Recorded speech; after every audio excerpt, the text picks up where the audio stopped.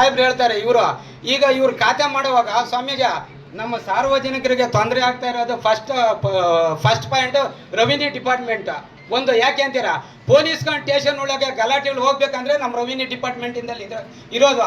ಈ ನಮ್ಮ village accountant ಆರ್ಐಗಳು ಖಾತೆ ಮಾಡ್ಬೇಕಂದ್ರೆ ಅವರು ಯಾರು ಅರ್ಜಿ ಕೊಟ್ಟಿರ್ತಾರೆ ಅವ್ರು 3 ತಲೆಮಾರುಗಳು ವಂಶವೃಕ್ಷ ಪರಿಶೀಲನೆ ಮಾಡೋದಿಲ್ಲ.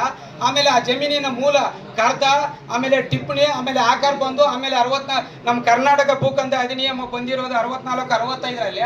ಆ 65ರಿಂದ 2001-2ವರೆಗೂ ಹಳೆ ಪಾಣಿಗಳು ಪರಿಶೀಲನೆ ಮಾಡಬೇಕು. ಆಮೇಲೆ ಮುಟೇಶನ್ಗಳಿದ್ರೆ ಅದನ್ನು ಪರಿಶೀಲನೆ ಮಾಡಬೇಕು. ದಯವಿಟ್ಟು ಇವ್ಯಾವ ಇವರು ಪರಿಶೀಲನೆ ಮಾಡೋದಿಲ್ಲ ಸ್ವಾಮ್ಯ. ಯಾರೋ ಒಬ್ರು ಅರ್ಜಿ ಕೊಟ್ಟಿರ್ತಾರೆ, ಅದು ಇವಾಗ ಮೊನ್ನೆ ನಮ್ಮ ಸುಪ್ರೀಂ ಕೋರ್ಟ್ ಒಂದು ಜಡ್ಜ್ಮೆಂಟ್ ಕೊಟ್ಟೈತೆ 2023ರಲ್ಲಿ, ಹೆಣ್ಮಕ್ಳಿಗೂ ಸಮಾನ ಹಾಕಿದೆ ಅಂತ.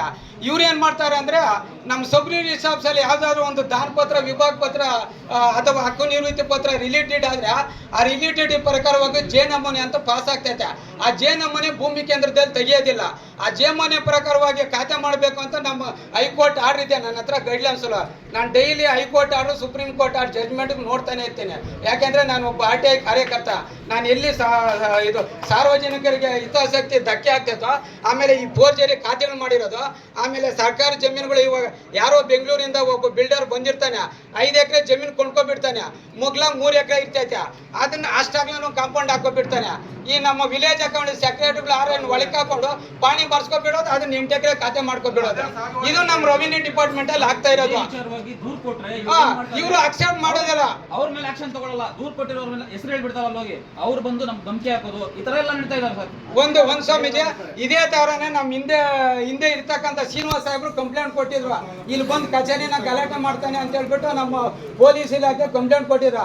ನಾನು ಪೊಲೀಸ್ ಸ್ಟೇಷನ್ ಆಗಿ ಏನ್ ಮಾಡಿದೆ, ನಮ್ಮ ASI ಲಲಿತಮ್ಮರು ಅಂತಿದ್ದಾರೆ, ಅವ್ರು ಫೋನ್ ಮಾಡಿ ನಿನ್ನ ಮೇಲೆ ತಾಲೂಕು ಕಚೇರಿಯಿಂದ 20 ಜನ ಅಫಿಸಿಯಲ್ಸ್ ಕಂಪ್ಲೇಂಟ್ ಕೊಟ್ಟಿದ್ದಾರೆ, ದೂರ ಎನ್ಕ್ವೈರಿ ಮಾಡ್ಬೇಕು ಬಾ ಅಂತ ಕರೆದ್ರು.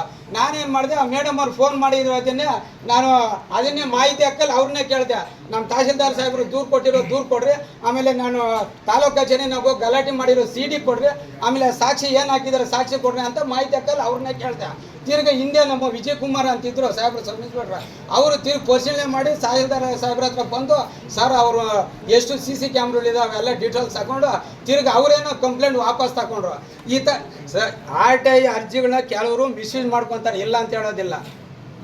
ಈಗ RTI ಇಂದ ಸಾರ್ವಜನಿಕರು ತುಂಬ ಅನುಕೂಲ ಇದೆ ಸ್ವಾಮೀಜಿ.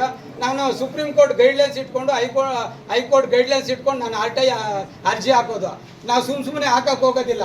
ಈ ನಮ್ಮ ರೈತರು ನಾನು ನಮ್ದು ಆಫೀಸ್ ಐತಿ ಇಲ್ಲೇ, ನಮ್ಮ ಆಫೀಸಿಗೆ ಪಾಪ ರೈತರು ಕೆಲವರು ಬರ್ತಾರೆ, ಅವ್ರು ಬಂದು ಅಲ್ಲ ಸ್ವಾಮಿ 15-16 ಮುಟೇಶನ್ MR ಕಟ್ತಾ ಏನ ಸ್ವಾಮಿದು ರೀಡ್ಸ್ ಅಂಡ್ ಅಲ್ಲಿಗೆ 15 ಅಂದ್ರೆ ಒಂದು 20, ಒಂದು 8-9 ವರ್ಷದ್ದು.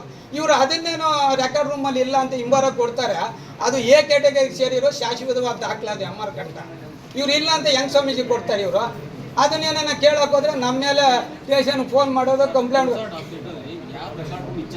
ಅವ್ರ ಮೇಲೆ ಎಫ್ಐಆರ್ ಮಾಡೋದಕ್ಕೆ ಆಪ್ಷನ್ ಇದೆ ಸರ್. ಇವರು ರಿಜಿಸ್ಟರ್ ಮಾಡಲ್ಲ, ರಿಜಿಸ್ಟರ್ ಆಗಿರೋದೇ ಖಾತೆ ಮಾಡೋರ ಇದೊಂದು. ಆಮೇಲೆ ಸೆಕೆಂಡ್ ಏನಂದ್ರೆ ನಮ್ಮ ತಾಲೂಕ್ ಪಂಚಾಯತ್ ಗ್ರಾಮ ಪಂಚಾಯತ್ ಒಳಗೆ ಏನ್ ಮಾಡ್ತಾರೆ ಅಂದ್ರೆ, ಈ ಗ್ರಾಮ ಠಾಣಾ ಜಾಗ ಅಕ್ರಮ ಖಾತೆಗಳು ಮಾಡಿಬಿಡ್ತಾರೆ ಸ್ವಾಮಿ. ಈ ನೋಡ ಅಲ್ಲಿ ಸ್ವಾಮೀಜಿ ಬಿಲ್ ಕಲೆಕ್ಟರ್ ಅಂತ ಇರ್ತಾರೆ ಪಂಚಾಯತ್ ಒಳಗೆ. ಬಿಲ್ ಕಲೆಕ್ಟರ್ ಗೊತ್ತಿರೋ ಸೆಕ್ರೆಟರಿ ಗೊತ್ತಿರೋದಿಲ್ಲ, ಸೆಕ್ರೆಟರಿ ಗೊತ್ತಿರೋದು PDO ಗೊತ್ತಿರೋದಿಲ್ಲ, PDO ಗೊತ್ತಿರೋದು ಇವಾಗ ಗೊತ್ತಿಲ್ಲ. ಮತ್ತೆ ರೆವಿನ್ಯೂ ಡಿಪಾರ್ಟ್ಮೆಂಟ್ ಅಲ್ಲಿ ಗ್ರಾಮ ಸಹಾಯಕರು ಅಂತ ಇರ್ತಾರೆ. ಇವ್ರು ಏನ್ ಮಾಡ್ತಾರೆ ಅಂದ್ರೆ, ನಮ್ಮ ವಿಲೇಜ್ ಅಕೌಂಟ್ಗಳು ಗ್ರಾಮ ಸಹಾಯಕರು ಹೋಗಿ ಭೇಟಿ ಮಾಡ್ತಾರೆ.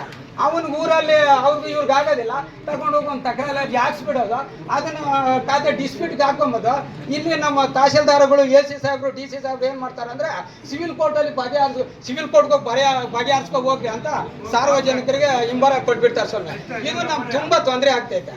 ದಯವಿಟ್ಟು ಇದನ್ನ ಸ್ವಲ್ಪ ಡೈರೆಕ್ಷನ್ ಕೊಟ್ಟು, ನೆನ್ನೆ ನಾನು ಹೇಳಿದ್ನಲ್ಲಿ 29ನೇ ಸರ್ವೆ ನಂಬರ್ ಸಾಹೇಬರು ನೆನ್ನೆ ರಿಸಿಪ್ಟ್ ತಗೊಂಡು ಫ್ಲಾಗ್ ಮಾಡಿಕೊಟ್ರು. ಅದನ್ನ ನಮ್ಮ ಭೂಮಿ ಕೇಂದ್ರದಲ್ಲಿ ಭೂಮಿಕೆ ಅಂಬರು ಅದನ್ನ ಫ್ಲಾಗ್ ಮಾಡೋ ಸರ್ಟಿಫಿಕೇಟ್ ಕೊಡಂಬಂದ್ರೆ ಇದುವರೆಗೂ ಕೊಟ್ಟಿಲ್ಲ. ಕೇಳಿದ್ರೆ ಕೊಡಕ್ ಬರೋದಿಲ್ಲ ಅಂತ ಹೇಳ್ತಾರೆ ಸ್ವಾಮೀಜಿ. ಇದು ಅಲ್ಲ ಫ್ಲಾಗ್ ಆಗಿದ್ದೆ ನಾನು